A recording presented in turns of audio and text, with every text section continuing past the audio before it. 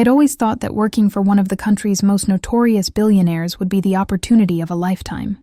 But each morning I arrived at the sleek glass tower downtown. I felt smaller than ever. The lobby smelled of polished marble and expensive cologne, a constant reminder that I didn't quite belong here. My boss, Jonathan Halstead, was legendary for spotting talent, or at least that's what the press said. In reality, he seemed to delight in making sure everyone, especially me, felt inadequate. Every meeting started with his smirk and the subtle undermining comments. "Maybe you should let someone with actual experience handle this," he said yesterday, as I pitched an idea I'd spent days perfecting. I could feel the weight of every eye in the room, the whispered judgments. My chest tightened, thoughts swirling. Do I even belong here? Am I just a placeholder until someone better comes along? Yet beneath the nerves, I knew something they didn't see. I was smarter than they realized, and one day, I would prove it. I had barely caught my breath from yesterday's humiliation when Jonathan leaned over my desk, his piercing gaze locking onto mine like a predator sizing up its prey. "You have 5 minutes to close the $5 million deal with Royce Enterprises," he said, his tone cold, almost casual. "Or you're done here." The words hit me like a thunderclap. 5 minutes. 5 impossible minutes. My heart slammed against my ribcage, and I felt the stares of my colleagues slicing through me.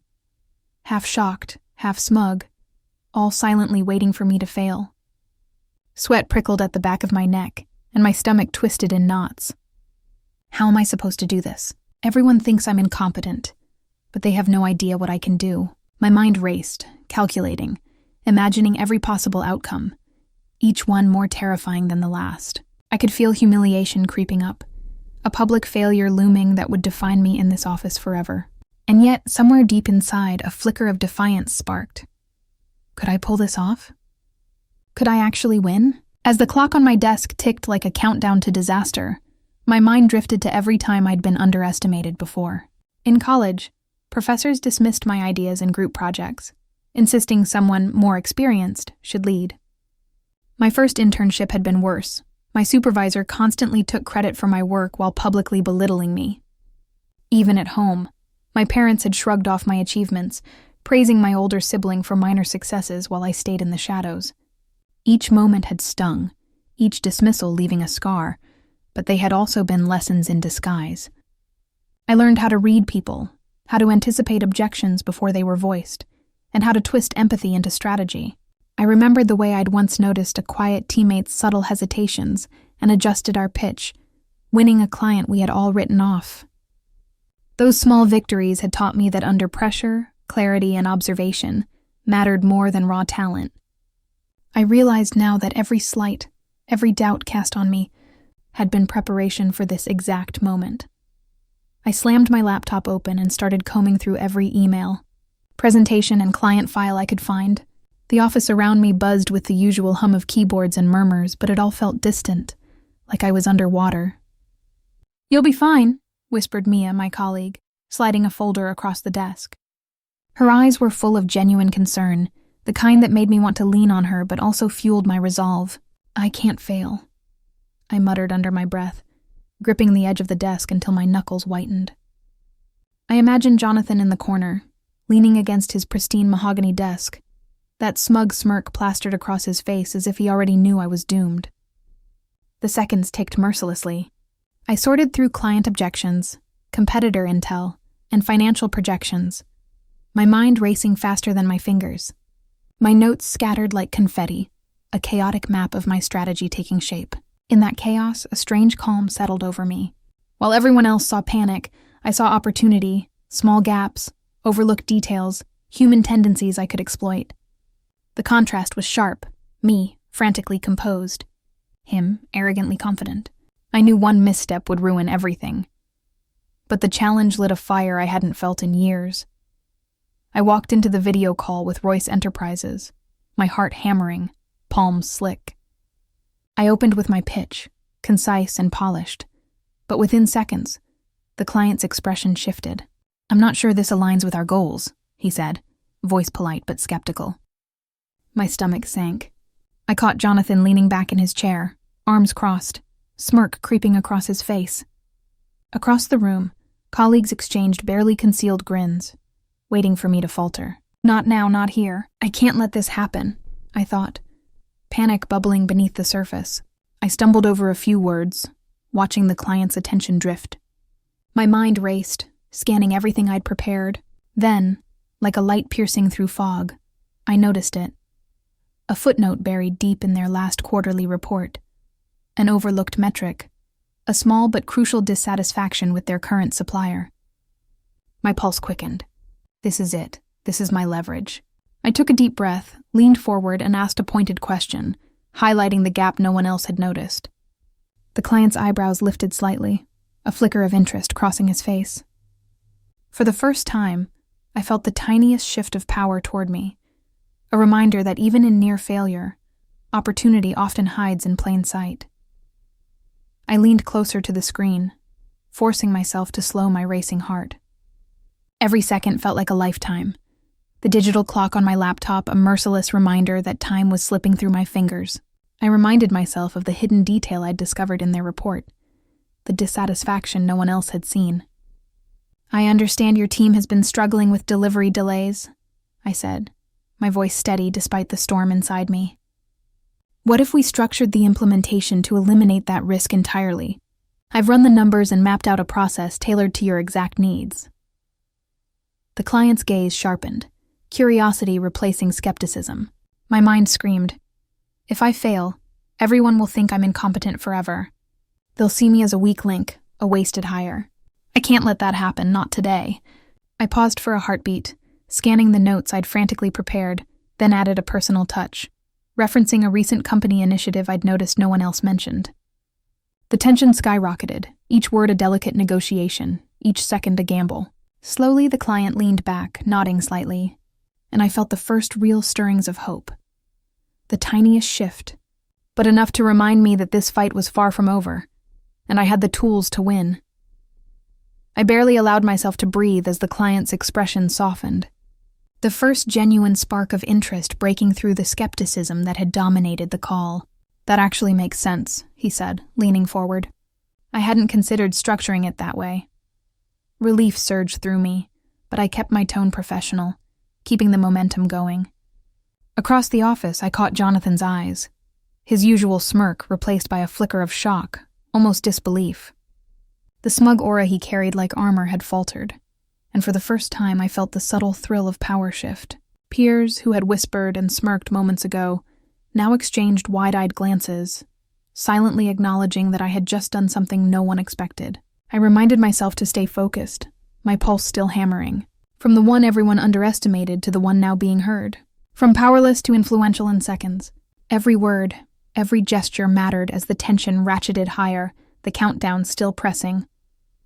I had turned the tables once, but the final verdict, whether this deal would truly close, was still hanging in the balance. Just as I thought I was gaining ground, the client leaned back and asked a question that knocked the wind out of me. How will your team handle unexpected compliance issues mid-quarter? We've been burned before. My mind froze for a fraction of a second and my stomach lurched. Oh no, this is it. They're going to see me crumble. Everyone's watching. Everyone thinks I'm the incompetent one. I felt a flash of panic, my previous confidence faltering. I could almost hear Jonathan's internal smirk, the subtle weight of every judgmental eye in the room. I inhaled sharply, trying to steady myself. I started, my voice catching, before I remembered every lesson I'd learned from past failures. I drew on their reports, our strategy notes, and my own instincts. If a compliance issue arises, we have a rapid response protocol built specifically for scenarios like that, I said, regaining control. Our team monitors risks daily, and I personally ensure any gap is addressed before it escalates. The client nodded, intrigued, and I felt the tension in the room shift slightly. The near failure had nearly consumed me, but I held on to my poise, and the suspense hung thick, like the calm before a storm, leaving everyone, especially me, on the edge of what would happen next. I took a slow breath, letting my pulse settle just enough to think clearly. This is the moment. I either sink or soar. Drawing on everything I had observed, I decided to pivot. I understand why past experiences left your team hesitant, I said, leaning in, voice steady. If I were in your shoes, I'd be wary too. That's why I've built a custom plan, not just a generic proposal, that addresses every pain point you've mentioned. And I'm offering direct oversight, real-time updates, and personal accountability. You won't just be buying a service. You'll have a partner invested in your success. The client's eyes widened slightly, and I saw recognition flash across his expression. Jonathan's jaw tightened, his disbelief barely contained. Across the room, my colleagues shifted in their seats, murmuring quietly. Inside, a wave of triumph surged through me. I did it. I've turned their doubts into trust, their skepticism into curiosity. My palms tingled, adrenaline blending with exhilaration, and I felt the power swinging decisively my way. Every word had landed, every subtle cue noticed, and I knew I was moments from a verdict that could change everything, for them and for me. Congratulations, the client said, voice firm and satisfied. We're moving forward with your proposal, full $5 million commitment. Relief and disbelief collided inside me, a surge of triumph so intense it left me momentarily breathless. I glanced up at the office clock. 5 minutes and 20 seconds had passed.